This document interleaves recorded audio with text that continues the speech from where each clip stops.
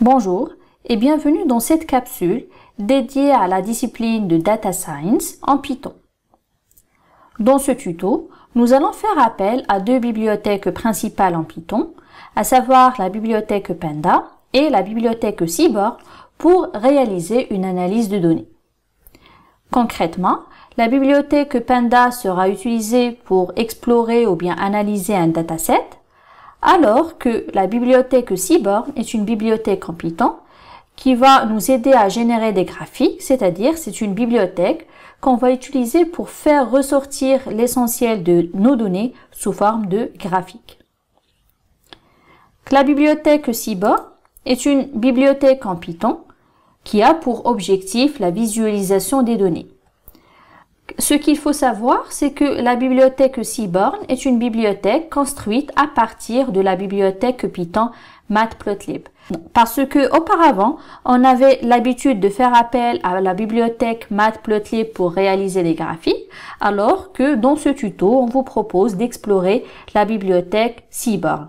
Pourquoi Seaborn? Parce que ce qu'on avait l'habitude de réaliser en plusieurs lignes de code sur Matplotlib pour générer des graphiques, je dirais, modestes, on peut le faire maintenant avec la bibliothèque Seaborn en moins de lignes de code, plus facilement et pour générer des graphiques vraiment très sophistiqués. Donc avec Seaborn, on peut générer des graphiques très sophistiqués pour faire ressortir l'essentiel de nos données et aussi avec peu de lignes de code par rapport à la bibliothèque Matplotlib. Comme vous pouvez le voir ici, on peut générer des graphiques vraiment très attractifs et différents types de graphiques pour représenter et visualiser nos données. Le dataset que nous avons choisi pour ce tuto est le dataset des Pokémon. Parce que c'est un dataset qui est très populaire et aussi c'est un dataset très facile et très sympa à manipuler. Pourquoi l'univers Pokémon? Parce qu'il s'agit de l'un des dessins animés les plus connus de notre génération.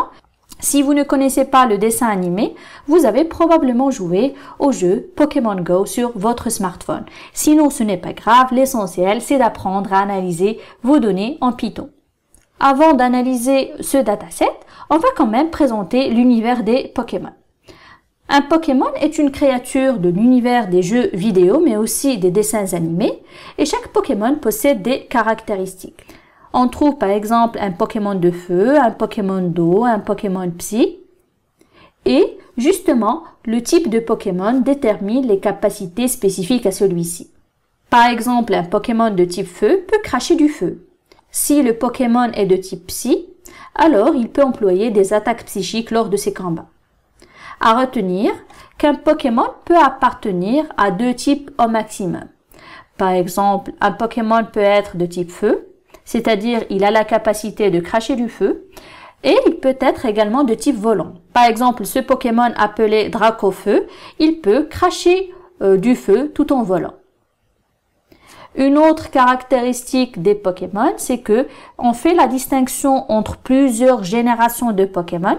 Chaque Pokémon appartient à une certaine génération. Je pense qu'actuellement, le nombre de générations est 8.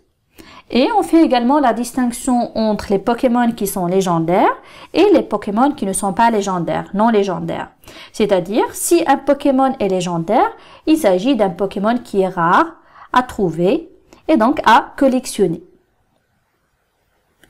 Donc, je vous invite à découvrir en détail ce dataset à travers l'analyse que nous allons réaliser en Python.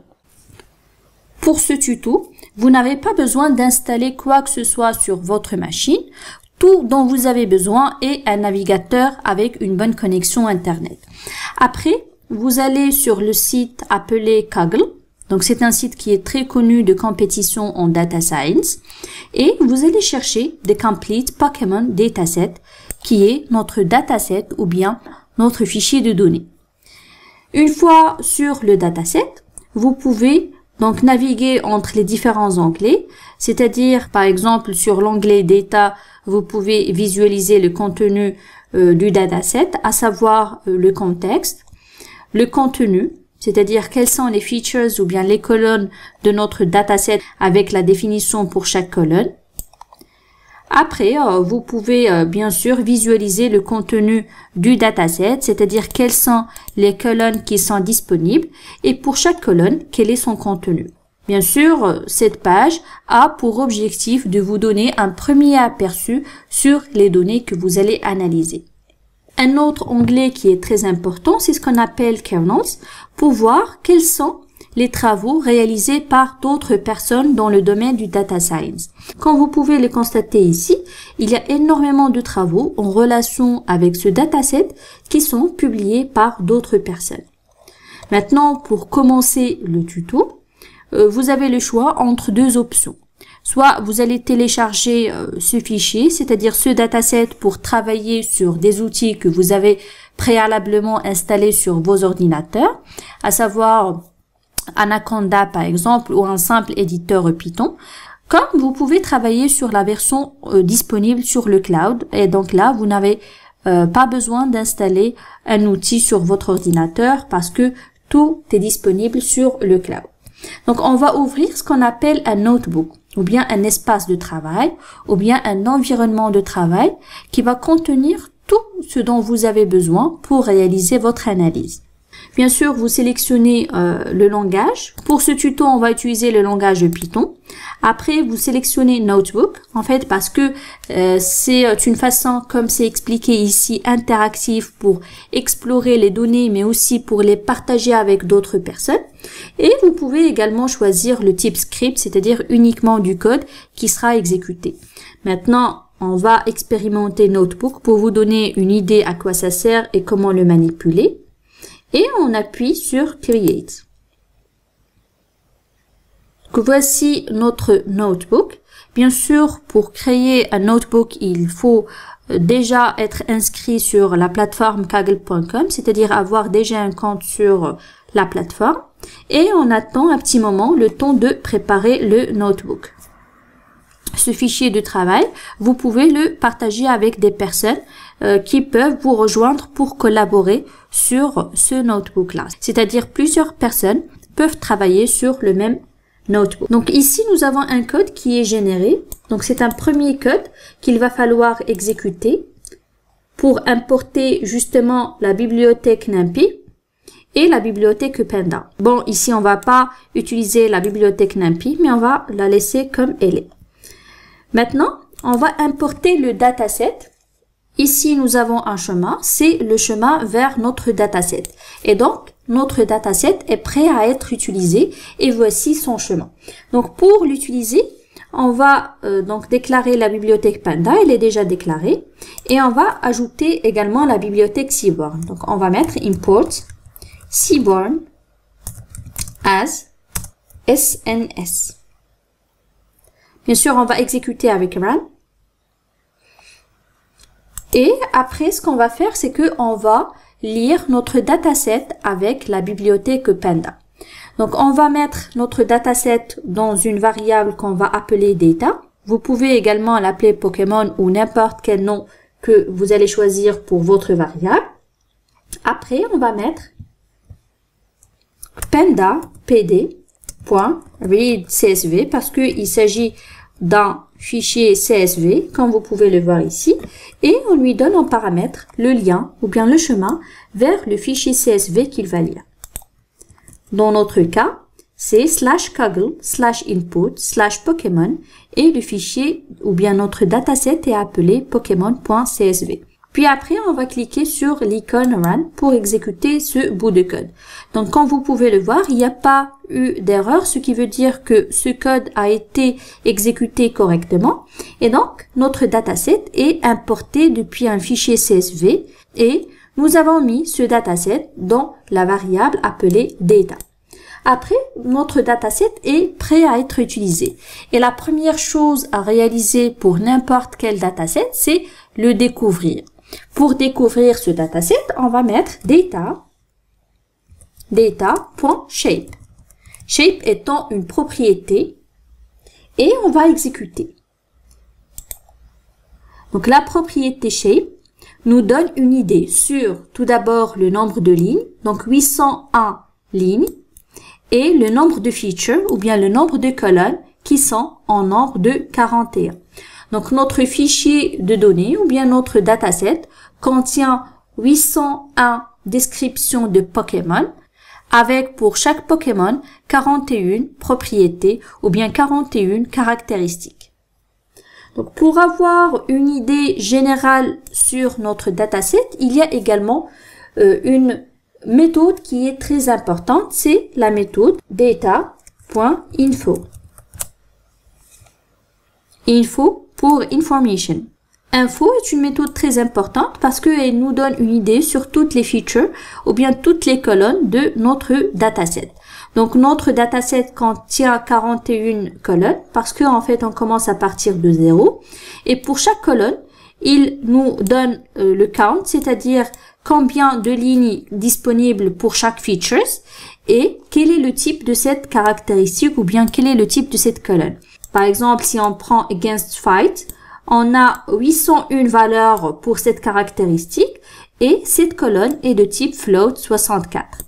Il y a également d'autres types, à savoir entiers, des objets, etc. Donc, à retenir que la méthode info ou encore info en français nous donne une idée sur les caractéristiques ou encore les features de notre dataset. Une autre fonction que vous pouvez utiliser pour découvrir votre dataset, c'est la fonction describe. Donc pour cela, on va mettre data qui contient, en fait, c'est un data frame ou bien, si vous voulez, une matrice qui contient nos données. Et on va mettre data.describe pour nous donner une idée sur quelques caractéristiques principales. Donc, on va appuyer sur Run.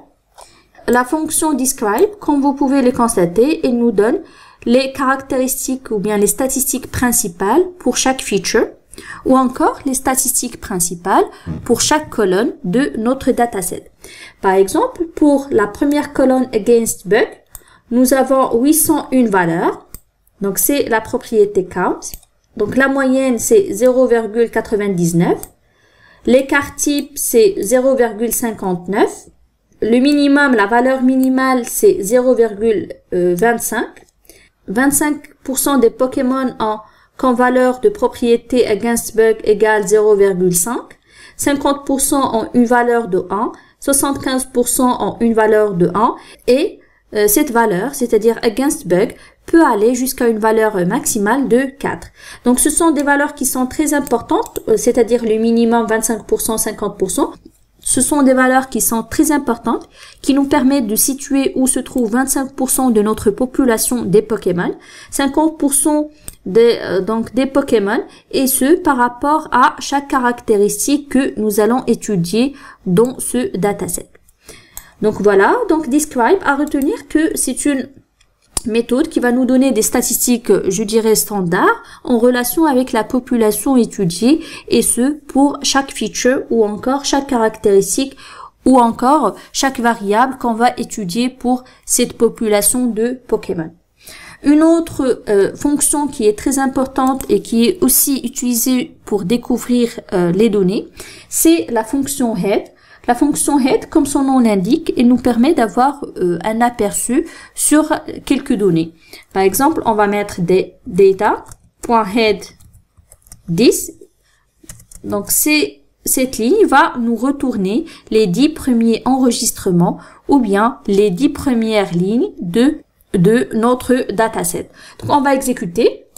Ce code nous donne une idée sur notre dataset, c'est-à-dire les 10 premières lignes que nous avons mentionnées comme paramètre à la fonction head.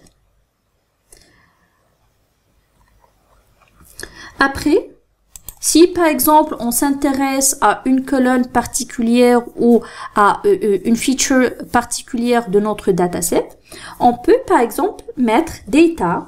Donc si par exemple je m'intéresse à savoir quelles sont les valeurs qui sont disponibles pour le feature generation, d'accord? Ou bien quelles sont les différentes modalités de la variable génération. Pour savoir quelles sont les différentes modalités, je vais mettre data.generation.unique et ça va nous donner une idée sur toutes les modalités. Donc ici, on a pour la colonne génération, on a les valeurs qui sont disponibles et qui sont uniques. 1 pour première génération, 2 pour deuxième génération, donc 3 pour troisième génération, etc. Une autre façon pour écrire le même code serait de mettre data et entre crochets la colonne generation ou bien génération et point unique. Je vous montre les deux façons de faire parce que vous allez trouver sur les bouquins ou encore sur internet les deux façons qui sont disponibles et ces deux façons sont correctes. Donc soit vous allez mettre votre dataset point le nom de la colonne point la fonction unique pour retourner les différentes modalités pour feature appelée generation. Donc une autre façon de faire c'est de mettre data et entre crochets generation pour accéder à la colonne génération. Et après, vous pouvez appeler la méthode unique pour afficher les différentes valeurs possibles pour les générations de Pokémon. Après, donc il faut enregistrer ce notebook. Pour cela, nous allons accorder à cet espace de travail le nom de Pokémon Dataset Exploration. Bien sûr, vous pouvez donner le nom que vous désirez à ce notebook et après, vous cliquez sur le bouton Save Version. Pour le type de version, on va choisir Quick Save et après, on va mettre dans le nom de la version 1 pour dire que c'est la première version de travail. Et après, on clique sur Save. Ça va prendre un petit moment, le temps de chargement de tout le travail que vous avez réalisé. Après, vous pouvez appuyer sur le lien View pour voir votre notebook ou bien votre espace de travail. Après, vous avez plusieurs choix. Vous pouvez soit éditer ce notebook, c'est-à-dire ajouter du code à ce notebook, comme vous pouvez le télécharger, c'est-à-dire télécharger le code Python que vous avez réalisé jusque-là en cliquant sur les 3 points, puis Download Code, comme vous pouvez partager ce notebook avec d'autres personnes. Dans le cas où vous choisissez de partager ce notebook ou bien ce code, vous pouvez choisir des collaborateurs, c'est-à-dire des personnes qui vont vous rejoindre pour travailler sur ce notebook. Et vous pouvez choisir est-ce que ce notebook sera visible à l'ensemble des personnes qui vont consulter ce dataset ou pas. Après avoir enregistré cet espace de travail et après avoir partagé justement ce code avec des personnes qui vont nous rejoindre, on va compléter le travail sur donc notre dataset. Et après, une autre question qui est très intéressante, si on a pu récupérer toutes les générations, on a la possibilité de les compter.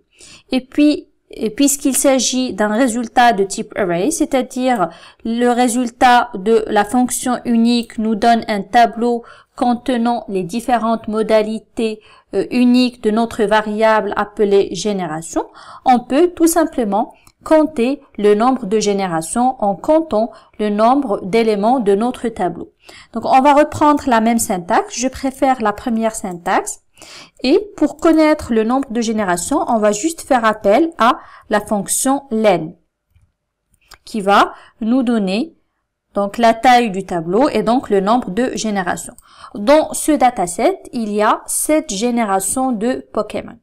Donc à ce stade, on va passer à une étape très importante lors de l'exploration de vos données en Python. Il s'agit de voir quel est le pourcentage ou encore le nombre des valeurs manquantes et ce pour chaque colonne de votre dataset. Pour cela, on va écrire le code suivant. Data qui est toujours notre dataset que nous manipulons grâce à la bibliothèque Panda. On va faire appel à la méthode isNull pour récupérer les valeurs nulles ou bien les cases pour lesquelles c'est-à-dire les cases de notre dataset pour lesquelles il n'y a pas de valeur mentionnée. Et on va faire appel à la méthode sum pour faire justement la somme des valeurs nulles. Après, on va exécuter et on aura comme résultat pour chaque colonne ou bien pour chaque feature de notre dataset le nombre de valeurs qui sont manquantes. Comme vous pouvez le constater, pour toutes ces features, il n'y a pas de valeur manquante. Par contre, il y a 20 valeurs manquantes ou bien 20 cases contenant la valeur nulle. c'est-à-dire il n'y a pas de valeur pour 20 cases pour la variable hauteur en mètres. Et aussi, il y a pas mal de valeurs manquantes pour la variable de type 2. Ce nombre de valeurs manquantes est justifié. Pourquoi? Parce qu'il y a des Pokémon qui appartiennent uniquement au type 1. C'est-à-dire, il n'est pas obligé d'être de type 1 et de type 2. Il y a des Pokémon uniquement de type 1 et c'est normal d'avoir nul pour la valeur type 2. Donc, pour ce cas, c'est justifié. Sinon, il faut vraiment faire attention aux valeurs qui sont manquantes dans votre dataset. Pourquoi? Parce que si vous prenez en considération, par exemple, une colonne ou bien une feature de votre dataset sans connaître quel est le pourcentage des valeurs manquantes et imaginez que vous avez un grand pourcentage des valeurs manquantes pour cette colonne-là, donc vous allez produire des analyses, mais ces analyses et ces interprétations seront biaisées par les valeurs qui sont absentes ou bien les valeurs qui sont manquantes. Il faut faire très attention à ce point-là.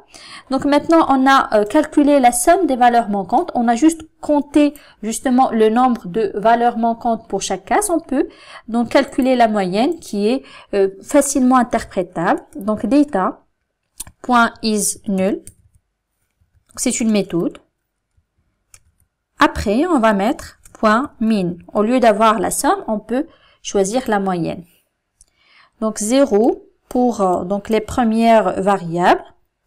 Et donc ici pour type 1, on a 47% si vous voulez de valeurs manquantes. Donc là, les valeurs manquantes sont vraiment justifiées. Dans d'autres cas, on va faire vraiment très attention à une variable dont le pourcentage ou bien la moyenne des valeurs manquantes de 47%. Voilà, c'était un premier tuto sur l'utilisation de la bibliothèque Panda pour une exploration rapide du dataset Pokémon. Par la suite, on va voir comment utiliser la bibliothèque Seaborn pour réaliser des graphiques ou bien générer des graphiques en se basant sur les différents features de notre dataset. C'est ce qu'on appelle les statistiques univariées en Python. Bien sûr, si vous avez des questions ou des remarques, n'hésitez pas à les partager avec moi en barre de commentaires.